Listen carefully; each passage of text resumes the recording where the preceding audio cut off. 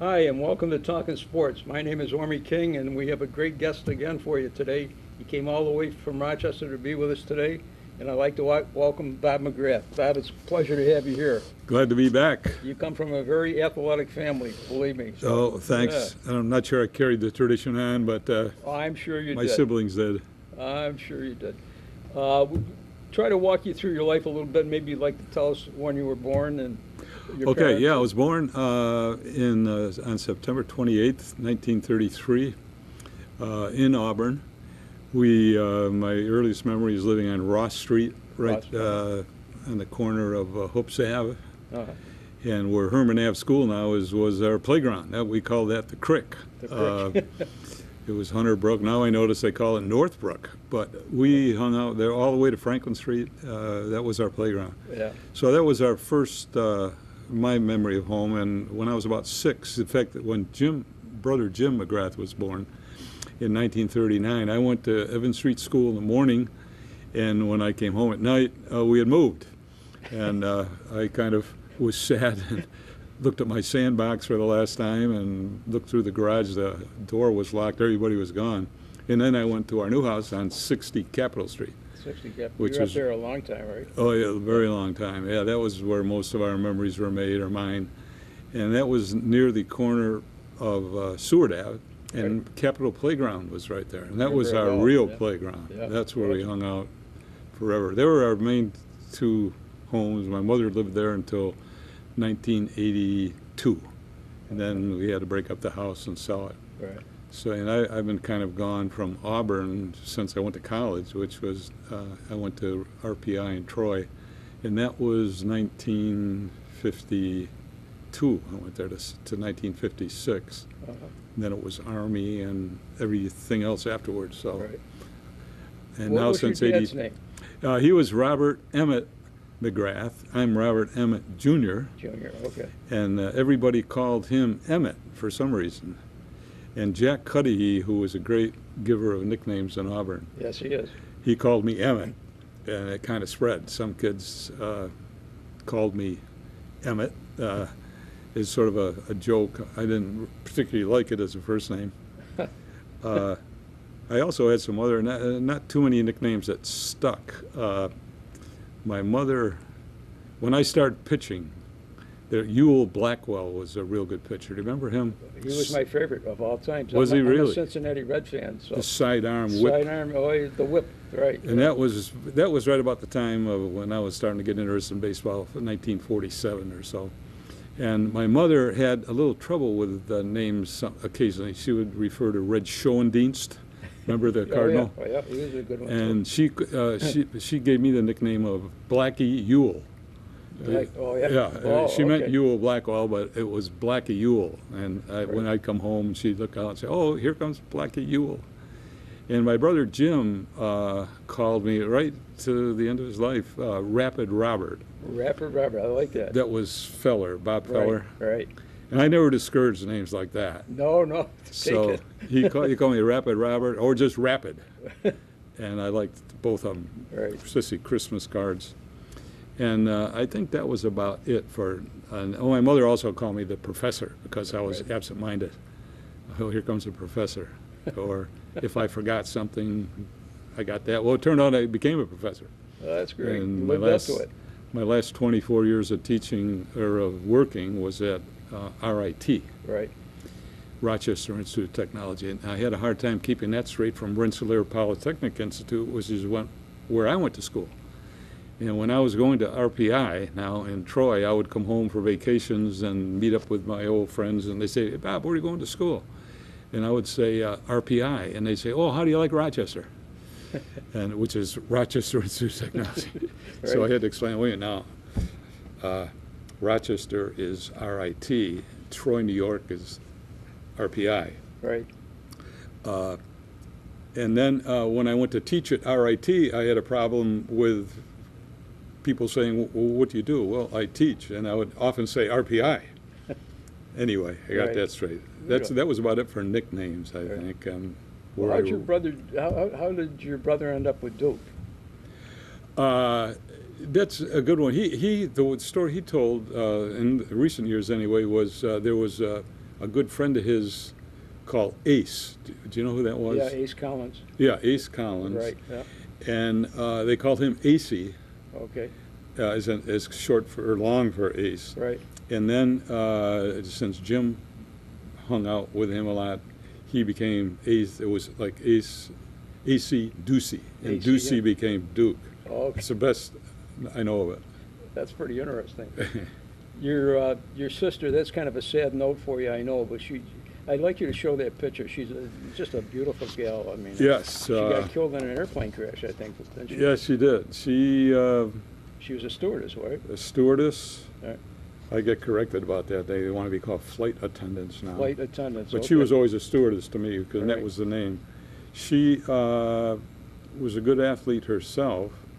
I thought my father was a good tumbler. He could walk on his hands. He could start in the basement on his hands and walk up to the attic. Okay. And he, even as a young man, did a lot of tumbling, balancing, flip-flops. And she picked up a lot of that, more than Jim and I. We never did. Wow. So she was good in that. She was a good figure skater. She used to enter contests up at Hoops Park. She swam across the Wasco Lake one summer. Wow. Guided with a boat. And she was always working. She always had like 2 or 3 jobs going at once. She worked at Krebs. She worked at Webster's. She was everywhere. And after high school graduation, she went to Keuka College. Keuka. That's where my grandson went. Is that right? Yeah. It was all female when she was there. And she worked there, paid most of her own tuition. And after college, she applied for Pan American Airlines and got the job, worked out of New York City for several years, Forest Hills. Right. I visited her down there. Then she transferred to San Francisco. By that time, I was in the Army in Korea. Right. This was after the war. And I met her, I went out to visit her in San Francisco, and she showed me around the town, and then I went overseas. And we were going to meet in Japan. Right. And then on the way, her plane crashed between San Francisco and Hawaiian Islands. It's got to be tough to handle. Yeah, that was, I'd like to, wish she was still around to talk about some of these things. Oh, sure, yeah. I think you have a picture here also of one of my favorite teams. It was the Old Post Corner Store where you guys had a... Yes. And I think your base was actually Capitol Street, wasn't it? That most of your games were played and like that? Well, most of the guys lived around Capitol Street. They went to St. Alphonsus Church primarily. And this is the team, 1947. Well, you had a lot of great athletes in there. We had some good, Lefty Ferris. Right, yeah. Billy Huther. Billy Huther, yeah. That was what, 1947? 1947. That's tremendous. And Jerry Croker. Jerry, remember him? All great athletes. And all of a team. He was the owner of the corner store, which is on the corner of Cuga and Capitol. Right. And right next to it, in conjunction with it, was a barbershop. Okay. And he got it in his mind we wanted to have a team in the recreation league. No other teams had uniforms, but I think it was 18 and under. He had us go out and sell, I call them raffle tickets. They were sort of like a donation. I got you. We had to go door to door. Pay for the uniforms. Yeah, would you like to contribute? Right. And it said that this ticket entitles me, whoever bought it, to attend any or all of 5 games his team plays during the season. Now, there was no admission charge. I like his style, though. Yeah. It's I often wonder. It's called a con game. Yes. And then he hired this man, Harry Crocker, ex-Marine, Okay. who was also a playground director, as the coach of the team. And I think he turned out to be mostly coach of the team Right. and less playground director. But we practiced twice a day at Capitol Playground. He was a severe, strict taskmaster. Right. He didn't want us playing softball. If he saw us playing softball, you were in trouble. That was it. It's a strictly hardball, right? Yeah, yeah. And we practiced on Capitol Playground, and I played our games at East High out by the Coca-Cola plant. Right. Yeah. And we played some pretty good guys too, like Freight Monroe and Jimmy Atkinson and yeah, Eddie you did. Secor and Dave Didio. Yeah. We were pretty young. Billy was only about 11, Billy Huther at the time. Right. And we had guys 12. I was 13. We went up to about 15 years old. Oh, that's great. And we had a banquet at the end of the year with the program. And one of my few honors in life, I was named the most valuable player on the team. Well, that's- given all the people you mentioned there, that's pretty honorable. Well, I think they blossomed later, and I sort of peaked. That was kind of my high point of my career. You did good. Let me tell you, you did good. I don't know if you wanted to know about my father. Well, yeah, that's an old timer, right? What year was that one? Yeah, he played this was the Empire Gas and Electric Company Baseball League, Club Number 4, 1924. And that's where you worked too, didn't he? Yeah. Oh, that's great. Yeah, he started very early as a meter reader and worked his way up to operating superintendent. Oh, good for him. He lived on Clark Street. Spent a lot of time at the YMCA, especially doing this tumbling. Right.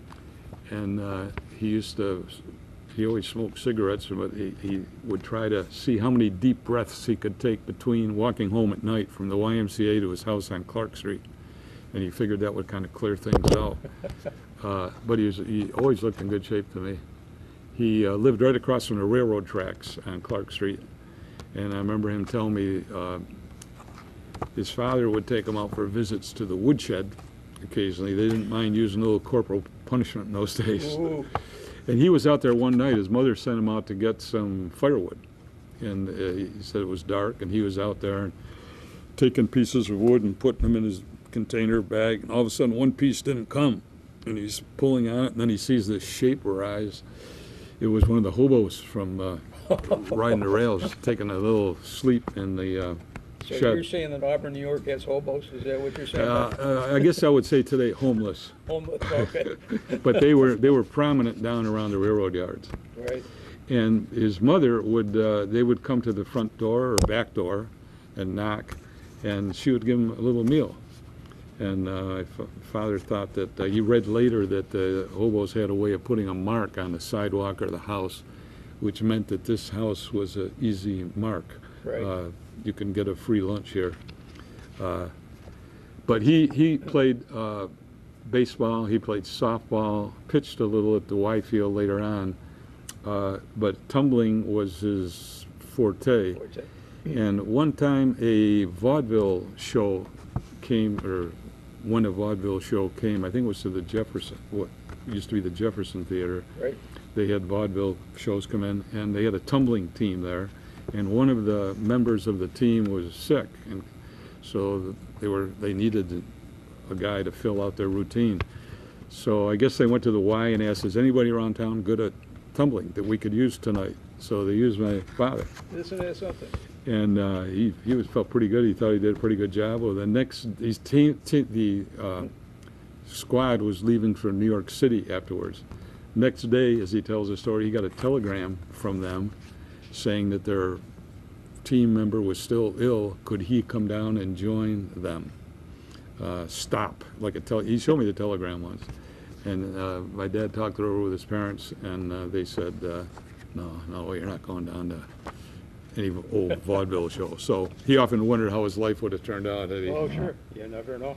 But Marie picked up his hand balancing. He was a Marine, and I think his assignment, World War I era, he didn't go overseas. He became a physical ed instructor, which was good for him. That's great. You mentioned the word hobo, and I just want to share this with you. But Yeah. I collect photos that all people give me, and you can see that they're all around here. But I also have different places around the community where I put them up. And one of the places is Central High, which is my old alma mater. That's where I went to school. But I was down there one day putting in photos down there, and the fellow that runs the place come by, and he says, Ormie, he says, I know you went to Central High. He says, have you ever been up to the 3rd floor? And I said, no. He says, well, follow me upstairs. He says, I want to show you something. So he took me upstairs, and of course, the rest of the building had been finished off, and they had offices and everything else, but they hadn't done anything with the 3rd floor yet. But I got up there, and it was just a sea of cardboard. Every place you looked, there were like old refrigerator boxes, washer boxes, any big boxes.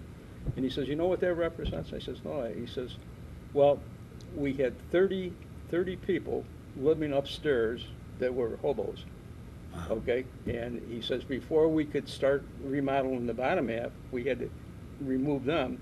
So they shipped them over, and where they ended up is they went over to the Rondina building, and then the Chinese come along and put a restaurant there, so they had to move again. So, but it really brought to my attention that we had 30 people in one spot living as hobos for kind of. I wonder how many lived in those deserted mill buildings down around Columbus Street. I'm sure all that exists. And yeah. fires It's sad, that would but start. true. Yeah, it's sad, but Yeah, true. well, it was, Yeah. Well, enough of that. But how about odd jobs as a kid when you were growing up?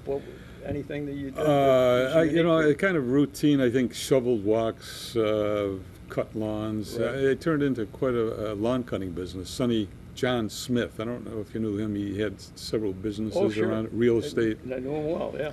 He was. We used to call him Sonny, but he didn't like that when he got older. All right. He had he lived right next door to us on Ross Street. Didn't he have a restaurant in Auburn also? He had, I think so. He had a Yeah. donut shop. He had a car wash. He did He many always had things. something going. Yeah. Oh yeah, Danks's. I think he bought at some time. Danks. I think you're right. Yeah. Yeah, and his sister worked there. Now, what was I going to say about him? Maybe that'll come back to me in a minute. That's my act. You get your own act. Okay. But he was a boyhood friend and kind of the daredevil of the bunch, and was a businessman from that tall. He had lemonade stands out in front. Right. And you were asking businesses I had. He John Smith, worked out quite a big lawn cutting business. He had many lawns, and then he graduated to bigger things, and I took over his. So that was my kind of last freelance work. Right. Then I worked at the Market Basket grocery store for a while. I worked for in college, or maybe between high school and college, for the water department. Hattie McNanny. Hattie McNanny, yeah. It's funny. Somebody just sent me an obit of Hattie. I can't remember what's the last name. Hattie what? McNanny, I think it was. McNanny, I think it is. Yeah, but I forgot all about him until that brought that back to me. But, he was a nice man. And I called him Mr. McNanny once, and he wasn't formal. He says, it's Hattie. Hattie. And my father always wanted me to call people by Mr. And I called him Mr. McNanny another time, and he let me know in no uncertain terms he was head of pretty much the water department. Yeah, he was. Yeah.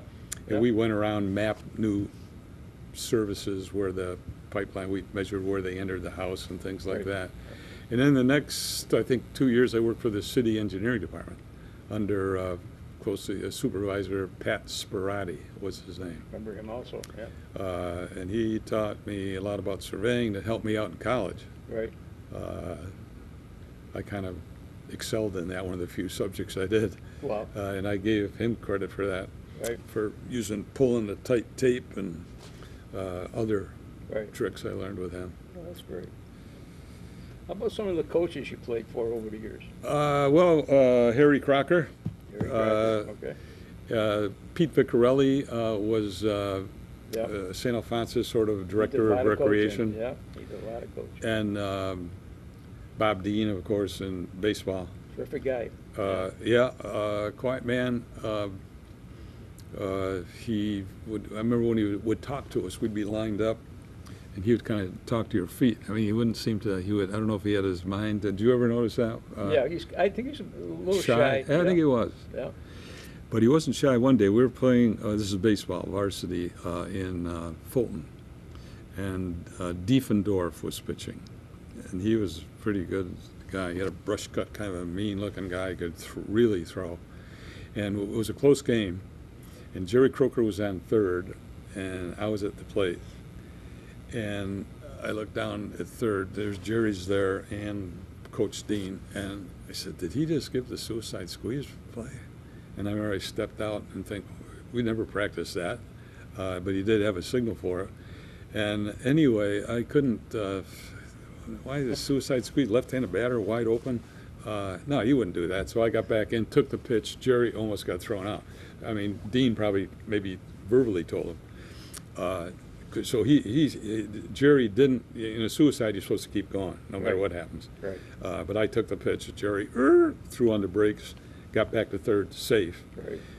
And I looked down again, and I said, geez, I think he's given the suicide, and I'm supposed to get the bunt down on a suicide squeeze. I think he gave the signal again. Again, I took the pitch. This time, Jerry came all the way, got tagged out at the plate. It was a third out. The two of us walked back to the bench together. I said, well, Jerry, one of us is going to get chewed out pretty hard there. It turned out it was me. Dean wasn't too shy then. But what he did was something that I really appreciated, because I was getting sort of a hard time on the bus ride home from teammates. Sure. And the next day at practice, I think I had an excuse for Dean. I said, I didn't think that was a squeeze play signal, Coach. Sorry. It looked to me like, I don't know, I made up something. Right. So the next day at practice, Dean took line to saw up, and among other things, this guy looking at our feet, walking up and down, says, and I decided to change the signal for the squeeze play. And he gave a new signal, and I'm thinking, boy, Coach, thanks a lot. Because that sort of semi left me off the hook a little bit. But I never forgot that blown. He's a terrific guy. He was. I told him that when at his banquet, Right. I wrote a letter in that the Master of Ceremonies read. Right. Linda Croker was there. I didn't pull any punches. It was my fault. The impressive thing with that was there were 400 people that showed up. It was huge. It was just huge. My brother Jim had quite a bit to do with organizing that.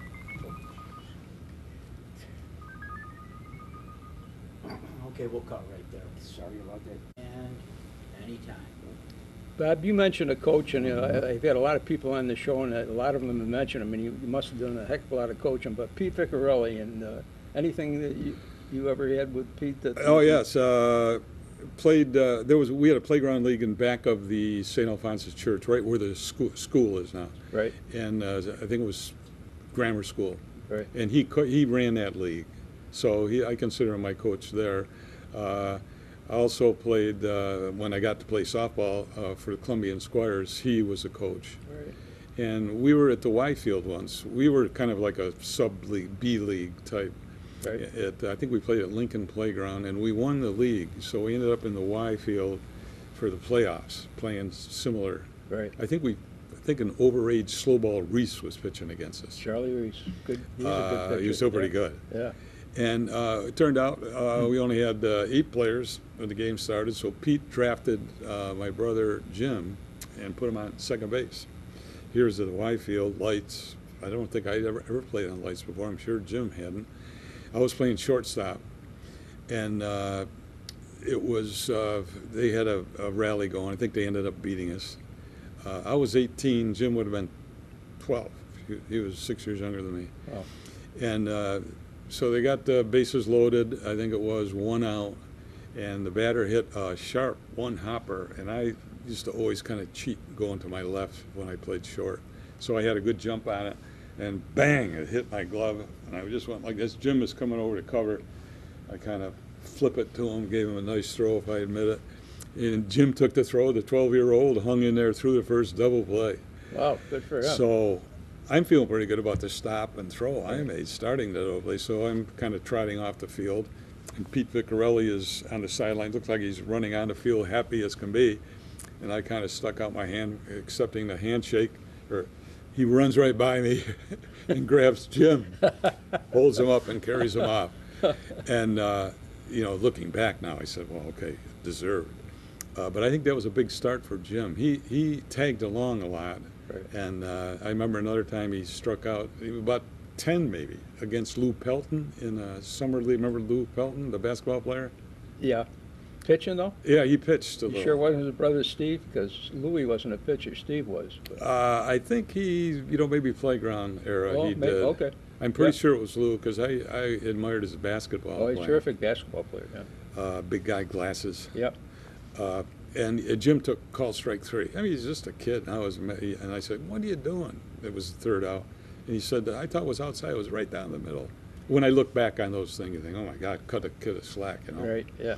But he didn't have to cut him slack anymore. I think he got respect from grown-ups. That contributed to his love of sports and never-ending. He did have a love of sports. Oh, he did. We missed the Duker. He was a good guy, so. Yeah, he was good for other things. We fished a lot together, trout fished. Mm-hmm. He loved to fish, yeah. Both locally and Montana. Oh, no kidding. Yeah. And my son came along. We made a threesome out there. He ended up buying a place out there and building a home in Twin Bridges, Montana. Otherwise made famous by who was Charles Corralt, had a house out Oh, there. did he? Oh, yeah. Oh, They wow. weren't neighbors or anything, but it Right. was the same very small town in Montana. He lived there, or didn't live there, Jim. He would go out there for 7, 8, 9 years before he sold it. Yeah, he used to send me postcards from there all the time. He kept saying, come on out. I wish I'd taken him up on it now, but never did. So a few Syracuse people did, Yeah. and I went out a few times. All right. He called it the Duke Dome. Duke Dome. Yeah, Wow. after Dean Smith. Yeah. He had the honor of coaching quite a few good ball players, didn't he? Duke. Oh, he did. Danny Shays Danny Shays was one of them. at JD, Jamesville DeWitt. And he had a running back from Notre Dame. Dorsey Levens, Dorsey Levens, yeah. who was a yeah. great basketball player. Oh, yeah, too. he was also that. Yeah. And he was signed by Notre Dame, Yeah. played, and ended up at Georgia Tech. Yeah, I forget the sequence. If he went to Georgia Tech first and then Notre Dame. But he starred in a Super Bowl for Green Bay. Right. And then held out 1 year and I think got injured and he had kind of a short career. And he had other Division I players. Right. I don't know if I can think of their names right now. Most of them at Nottingham. Right. Dorsey was Nottingham. Right. Duke was a member of the Auburn High Hall of Fame, but he's also a member of the Syracuse Hall of Fame. So. In the New York State Hall of Fame. And he's also in the New York State Hall. I wasn't sure that one. And many others. Yeah. Almost, too difficult to mention. Oh, that's right. But he obviously everybody loved the Duker. So. No Yeah, he was. question about it. Hail fellow, well met. Yep. He was kind of the extrovert. My mother was kind of that way. My father and I tend to be a little more quiet, introverted, I think. Right. But Jim was extrovert all the way. Okay. What are some of your funniest moments that you've run into over the years? Everybody has a few, so. Yeah, funniest, most embarrassing. I was going to tell you to cross that one off, and I didn't. Oh, you don't because have to answer that. I couldn't think of them of funny. That's all right if you The don't. embarrassing ones, of course, missing the squeeze play signal twice. Right. It was very high on my list. Right. I'm sure I had funny ones. Maybe it was my lack of sense of humor. I didn't think they were funny. I don't know. Okay, I'll give you an easier one. What do you like best about Auburn? What do I like or what did I like? Because I feel like I've kind of been away from it, just visiting Right. for almost, 50 years. Right. But I really liked it growing up. I mean, Capitol Playground was a big part of it. Right. The Crick, as we called it, that Right. whole area down there Right. that's now all developed. We spent a lot of time down there, camping, Yeah. fishing, damming the stream, making boats. And the small townness of it, liked going to high school. I liked St. Alphonsus. I can't remember too much. I went to Evans Street School too. The people, it was a great town to grow up in. It sure was. Yeah. Yeah. And I've been around to a lot of other towns since then. Right. How many? The Army, I moved all over, Virginia, Korea. I worked for a construction company for 3 or 4 years. I was all over New York State on jobs. My mother said she was someday going to put together a list of all my addresses. I don't think she did that or else I lost it, but there were many. Caledonia, we lived in. Oh, did That's you? where my Yeah. kids grew up. Oh, great. I liked that too. That reminded me of Auburn. Right. They had good football. The Caledonia Mumford small school Right. football teams. And my son was quarterback on that team. They were voted #1 small school football team in the state, back Wow. before they had regional playoffs and everything. Wow. He That's wonderful. played for that team for 2 years, and that they won that title. All right. He was kind of a drop back.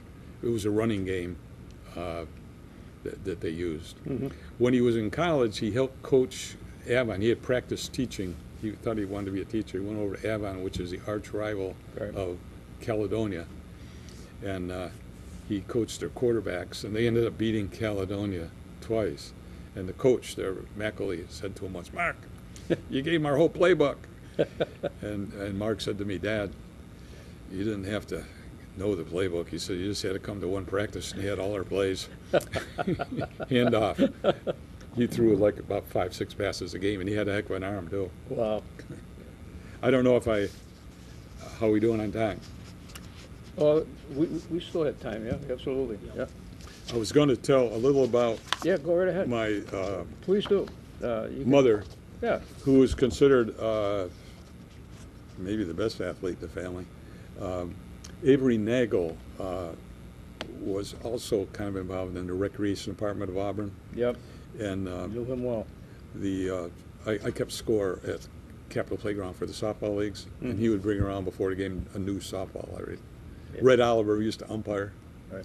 And but anyway, he told me of my mother's, and he was from the Second Ward, which my mother was brought up on corner of Mary Street and Elizabeth, right next to the old Meeker's Right. Doan's Oh, grocery sure. store. Yeah. Oh, yeah.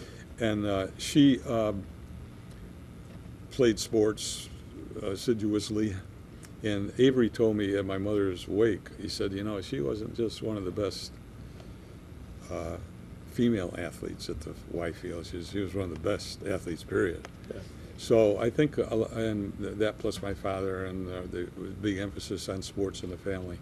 And my mother, I found this picture in the big box of mementos I have at home. I have one for each of the family: Jim, me, Marie, mother, father. And it's full of photos, kind of unorganized. You'd have a field day probably going through it. And I found this in there, and it took some research. There's my mother right in the middle with the basketball. It says 1921 on it. Bloomerettes. The Bloomerettes, I like it. Yeah. I like it. A little bit unusual to, Yeah. but this was right after World War I when all that Oh, sure. flapper stuff was going on. That's neat. And my mother helped organize that team. It was sort of a intramural. I don't think the girls played much sports in those days. And they organized 2 leagues of 4 teams each, and they played at the Women's Union. I guess there wasn't room at the high school. And anyway, I looked in her yearbook. I couldn't tell from her writing on the back of the original the names of the players, but from left to right, in this one is her friends, her fellow teammates: Dorothea Klink, Ruth Lynch, Blanche Knox, and my mother holding the ball, and Margaret Major, Mary Carr. So she also was good at, pretty good at tennis. Joe Huther was another director of recreation in Auburn. You'd find yourself walking down the street late in the summer, and he would pull up alongside you in the car and say, "Hey, Bob, come here, man." Well, yeah. You remember Joe Huther? Oh, I remember If he well. said, "Come here," you kind of went there. Yeah, oh, yes, you did. And he said, "Here, sign this." I said, "Well, what is this?" He said, "Well, I got to sign you up for the tennis tournament." I said, "Oh, I don't play tennis." Yeah, you can play. We got to fill out the roster. So I found myself in the Auburn tennis tournament. My mother would take me up to or we would go up to the high school, and she would practice with me, so I didn't make a fool out of myself. There you go. And I would always end up playing the #1 seed, it seemed. Somebody like Billy Huther or Gene Donovan, Bill Curtin. And I'd get knocked off in the first round, 6-love, 6-love. But anyway, that was another, she helped me out in that regard. Just before we go to the next picture, I just want to say something about Avery Nagel. You Yes. brought up a name. He was one of my favorite people, and I'll tell you why. He when we were kids at the Y field, we had a basketball court, but of course the games were going on all the time. But when it got dark, we couldn't play anymore. So we said, geez, it'd be wonderful if we had lights, because we were pulling cars up at each end with the car lights on, and that's how we would play, because you couldn't see. And Avery come on one night, because he'd always sit with the mayor and everybody up by the clubhouse there and watch the games. And he says, would you guys like for lights to be put in there? And we did. And the only problem was that once we got the lights, we were playing like between 10 and midnight, and of course the neighbors were starting to object, so we had to take the lights back out of there. But also, Was this the Y field? this is the Y field. But also, when I had Legends, when it burned down, Avery used to come up there every day, and he would have lunch or dinner or whatever he happened to have. But I got this card from him, and he says, Ormie, I'm sorry about you losing Legends, he says, but here's $500. He says, you do with it whatever you would like. So I just wanted to thank him. So Why? yeah, I mean, he's pretty nice guy. So yeah. Did anybody, when you were using cars, did anybody ever turn off their lights at a crucial point, ground ball, the shortstop, lights off? Well, no, they had lights on the ball field, but this is the basketball court. Basketball. The basketball court. Oh, that's all what right, it was, all yeah. right, I got you. Yeah, Because that's I what- remember lights being there. Oh, they were always there. Yeah, Yeah. for sure. Yeah. That's a nice story. Yeah. Well, I didn't. That's mean just a picture, another picture of my brother Jim in his younger days. He's a good-looking dude. Yeah, he looks youthful, enthusiastic. And he's talking to two of his co-captains at Jamesville DeWitt. That's back in '79. He coached the Skinny Atlas first for 3 years of varsity, Right. 10 years at Jamesville DeWitt High School, and then he had a heart attack somewhere in there. Right. Took a few years off, then went to Nottingham for 10 Right, more years. right. That's where he won his state titles Right. and he ended up with about 360 wins, Right. 180 losses. Yeah, he did it well. No question about it. This is me, of course, on their honors. I don't know, I'm trying to remember too many honors I got after I was named the most valuable player of the corner store athletics. Nothing wrong with that. Let me tell you, I'd be proud of that. When I was in the Army in Korea, I'm all set to come home from Korea. I was over there after the war. I was in the Corps of Engineers. We built, everything was gravel roads, grass huts. We built all kinds of infrastructure, I guess you'd call it today. And I'm set to leave home, and this is our battalion commander of the 44th Engineer Battalion, giving me a certificate of achievement that lists all the projects I worked on when I was there. And my company commander in the middle there, and that's me. And I think that was the night before I left to go back to the States. And I always considered that, even though, a certificate of achievement, it's kind of like the modern theory of everybody gets a trophy, Right. so-and-so participated. Right. But this one meant a lot to me. Oh, I'm sure it did, and rightfully so. Rightfully so. And I think that's, you got any more questions you would like to ask? It's kind of my... Like, say, is there anything you'd like to see Auburn change, the Well, direction we're going, or I know you're not here anymore, but Yeah, I still am an observer, and I Right. go through whenever I can. If I go to Syracuse, I'll take 5 and 20 sometimes just to go through familiar haunts. right. The arterial, I wish there was some way they could reroute that. Because I You're walked, not alone with that one. I walked every day from Capitol Street to St. Alphonsus School for Right. many years. And you go down to 5 points, and then the rest of the way. Right. And the arterial came right through there. Took the And heart right out took of it. trees out, took a couple rows of houses out, Yeah. fence, and even all the way through town. It changed Clark Street out in the west end Oh, there. yeah. It seemed with St. Mary's Church kind of got isolated there. It seemed in the middle of it. I wish there was some way they could reroute that. I don't know if I it's agree. possible. And they have done a nice job with Auburn with the Owasco River. I always thought, I wish they wouldn't call it the outlet either. I wish they'd call it Owasco River. Outlet sounds sort of like a sewer or something. Right. Maybe it was sort of like a sewer when we were there. Hope not. I mean, a lot of Right. sewage went into it. They've done a pretty nice job with that, bringing that back and Right. making that sort of accessible. When I was a kid, it was all boathouses on both sides of it and factory buildings and dams. And, Right. they're just a couple things. I mean, it's still a pretty big town. I drove around it quite a bit yesterday. I came in a day early. Right. And it took me a while to cover all the Sure. bases. Oh, St. Joseph Cemetery I went up to, which is our family plot. Boy, that's beautiful too. Right. It's a nice town. Right. Still a nice city. when you have legends, we had a placemat put on the tables. And we did them time after time. But we listed there 34 different places that were in the 5 points back then. How many could you count today? If you could count 5 or 6, you'd be doing. Oh, I bet was Cheeseman's there. He Yeah. had a little kind of a junk. He sold junks, toys, That was and one things. of them. But Market Basket was there. I'm a Maxwell shopper, and I feel sorry for them because they had 5 different roads that led into their property. Today they got only one, so you got to really want to go to Maxwell's if you want to go there. But That's been a long, enduring grocery store, it's the huh? oldest grocery store left in Auburn, yeah, other than Eddie's Fish Fry. Eddie's Fish Fry. I remember that well. Of course, that burned down. We burned down, so I don't know. That's not good. Seemed as kids we never had much money. Fish fry was kind of out of our reach. We wouldn't think of it. I mean, I went to that school through the 8th grade, St. Alphonsus, Right. and we just never thought of buying a fish fry unless parents were with us. You know what the best thing was they had at Eddie's Fish Fry?